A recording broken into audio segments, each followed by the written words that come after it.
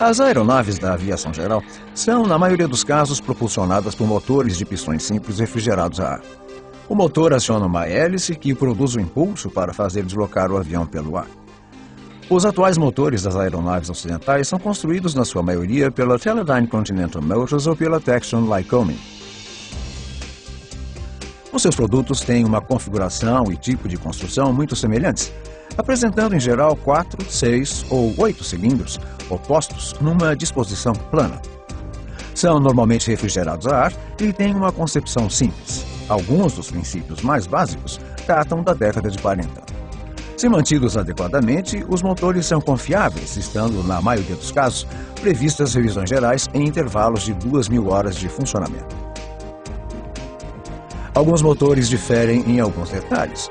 Uns têm um turbocompressor que permite aumentar a potência em altitude. Outros podem ter uma caixa de redução na parte frontal do motor para reduzir a rotação da hélice, mas, em geral, as concepções são idênticas. O objetivo do motor de uma aeronave é fazer girar a hélice. Isto é conseguido através da mistura de combustível e de ar, que são convertidos em energia, de forma a fazer rodar um eixo ligado à hélice. Dentro do motor, esse eixo rotativo, conhecido geralmente pela designação de virabrequim, está ligado aos pistões que se deslocam para cima e para baixo dentro de cada cilindro. No início de cada ciclo, a válvula de admissão se abre. No movimento descendente do pistão, são aspirados combustível e ar através da válvula de admissão para encher o cilindro. Quando o pistão chega ao final da sua trajetória, a válvula de admissão se fecha e o pistão começa a se elevar.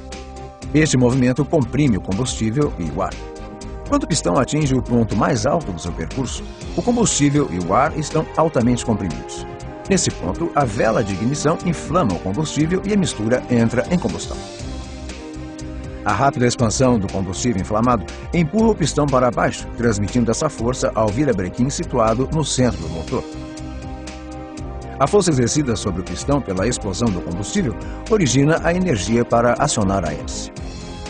Após a combustão da mistura, os gases de escape têm de ser evacuados do motor. Quando o pistão se eleva, uma segunda válvula, a válvula de escape, abre-se no topo do cilindro.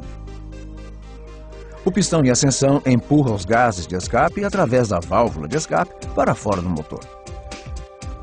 Quando o pistão atinge o topo do seu movimento, a válvula de escape se fecha e se segue uma nova abertura da válvula de admissão. O pistão continua então seu movimento descendente para aspirar mais combustível e ar fresco para dentro do cilindro e o ciclo se repete. Este ciclo se repete continuamente enquanto o motor trabalha, aspirando combustível e ar para dentro do motor, comprimindo-os, queimando-os, obrigando o pistão a movimentar-se a provocar a rotação do virabrequim, expelindo depois os gases resultantes da combustão. O processo é normalmente referido como admissão, compressão, explosão e escape. Se forem acrescentados mais cilindros ao motor, é possível aumentar a potência e os impulsos de potência podem ser equilibrados para se obter uma maior suavidade de funcionamento. Quando o motor é desligado, pelo efeito da gravidade, o óleo escorre continuamente para o fundo, o cárter, enquanto o motor estiver parado. Se o motor se mantiver parado durante longos períodos de tempo, a corrosão pode tornar-se um problema sério. Produtos como o óleo Aeroshell W15W50 ou o óleo Aeroshell W100 Plus foram concebidos para combater este problema, pois ambos contêm um inibidor de corrosão. A velocidade com que o óleo circula quando um motor arranca é importante na prevenção de danos. Isso significa que é necessário escolher o óleo adequado ao clima em que a aeronave opera. Os óleos de aviação são, em geral, classificados por grau de viscosidade.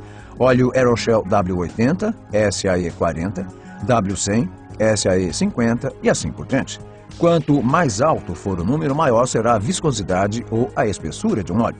É benéfico utilizar um óleo espesso em climas quentes, pois as temperaturas elevadas fazem com que os óleos menos viscosos fiquem muito finos para lubrificar de forma adequada o motor durante o seu funcionamento normal. Mas em ambientes mais frios, os óleos densos têm pouca fluidez no arranque do motor. Nestes casos, o óleo adequado deverá ter um grau de viscosidade mais baixo. O principal ponto a destacar é que os óleos monograduados têm uma viscosidade que tende a se ajustar ao clima. Óleos densos para climas quentes, óleos finos para climas frios. Os óleos multigraduados, como o óleo Aeroshell W15W50, têm a vantagem de se manterem fluidos a baixas temperaturas e proporcionarem uma boa proteção em temperaturas elevadas, podendo por isso ser usados em qualquer clima. A baixas temperaturas, o óleo Aeroshell 15W50 flui melhor no sistema de lubrificação do que qualquer outro óleo do mercado e é a primeira escolha para climas muito frios. Vamos seguir agora o caminho que o óleo percorre desde o momento em que um motor é colocado em funcionamento e observemos alguns problemas associados com a má circulação do óleo. O percurso do óleo começa no respectivo depósito ou cárter do motor. É sugado para cima pela bomba do óleo até chegar ao filtro. O óleo, agora sob pressão, passa pelo filtro antes de entrar num labirinto de linhas de lubrificação, a partir das quais é enviado para os apoios do motor. Depois de passar pelos principais apoios do motor, é canalizado para o centro do motor, onde se espalha pelos cilindros, pistões e eixo de Cummins, antes de regressar ao cárter na parte inferior do motor. O eixo de Cummins desempenha um papel fundamental no motor, pois controla a abertura e o fechamento das válvulas de admissão e de escape no ciclo de combustão. A forma do eixo de Cummins é concebida para atuar em conjunto com impulsores. O impulsor movimenta uma biela ligada a um mecanismo de balancins que controla a abertura e o fechamento de cada válvula. Por ser uma das últimas áreas a ter contato com o óleo fresco no arranque do motor, não é raro que o eixo de Cummins sofra danos resultantes de uma lubrificação deficiente. A falha do eixo de Cummins é uma das principais avarias que provocam interrupções no serviço operacional dos motores, antes dos intervalos programados para a sua revisão geral. Quando os técnicos investigam este tipo de problema, os sinais são evidentes: desgaste nos perfis dos Cummins e corrosão nos impulsores. A melhor maneira de evitar avarias deste tipo é assegurar que o óleo utilizado tenha uma graduação adequada ao clima em que o motor vai funcionar. Se um óleo for demasiado espesso ou demasiado fino, poderão ocorrer danos no eixo de Cummins. Além de se assegurar a utilização de um óleo com a graduação correta, também é essencial o funcionamento regular do motor, pelo menos uma vez a cada 15 dias. Isso garante que as peças mais importantes se mantenham recobertas com óleo, protegendo o motor entre os voos. Se uma aeronave não for utilizada com frequência, como normalmente acontece no caso de pilotos particulares, essas peças poderão deixar de ser lubrificadas. Em caso de falta de óleo entre o câmbio e o impulsor no arranque do motor, pode-se registrar um contato de metal com metal, com consequentes danos em ambos. Em motores utilizados ocasionalmente, os aditivos podem ser a solução. A Shell incorpora um aditivo anti-fricção no óleo multigraduado Aeroshell W15W50 e no óleo monograduado Aeroshell W100 Plus. O princípio de atuação consiste no depósito do aditivo sobre as superfícies metálicas, ficando as peças móveis protegidas mesmo antes de o óleo fresco chegar. Além disso, estes dois óleos possuem um inibidor de corrosão que minimiza a formação de ferrugem quando o motor não é utilizado. Pode-se observar também que há partes do eixo de Cummins com revestimento de cobre. Trata-se de um detalhe relacionado com a fabricação dos Cummins que pode transformar-se num problema para o óleo. O cobre é um catalisador, acelerando por isso a degradação do óleo. Para resolver esse problema, a Shell Aviation misturou outro aditivo no óleo Aeroshell W15W50 e no Aeroshell W100 Plus.